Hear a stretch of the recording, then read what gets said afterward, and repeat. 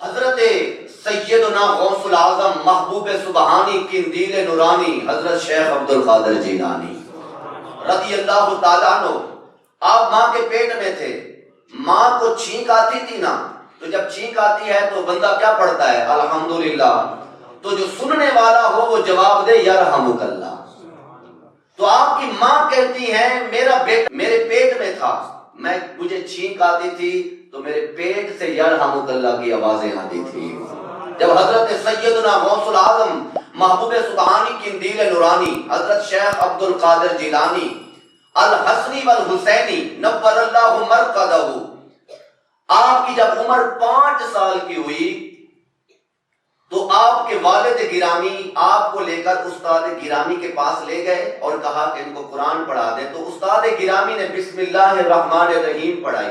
جب بسم اللہ الرحمن الرحیم پڑھ لی تو حضرت غوث العظم نے 5 سال کی عمر میں بسم اللہ پڑھ کر الحمد شریف سے قرآن پڑھنا شروع کیا، 18 پارے پڑھ دیے۔ 18 پارے حفظ پڑھ کے استاد کو سنا دے، صرف 5 سال کی عمر۔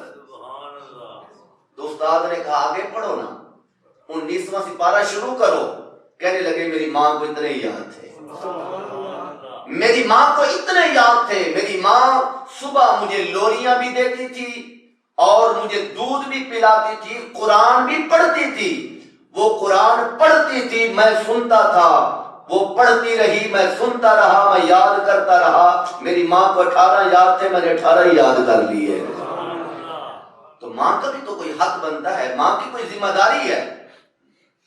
بچے جھوٹ بولتے ہیں، ماں کا حق بنتا ہے ذرا ڈانٹے نہ، پوچھے نہ کیوں بولا ہے جھوٹ۔ ہم تو خود سکھاتے ہیں، بیٹا باپ کی نقل اتار رہا ہے، میرا باپ ایسے چلتا ہے، ایسے کھانا کھاتا ہے، ماں خوش ہو رہی ہے، یا باپ خوش ہو رہا ہے وہ ماں کی نقل اتار رہا ہے، تو ذمہ داری تو والدین کی ہے نا، اور کس نے سنبھالنا ہے؟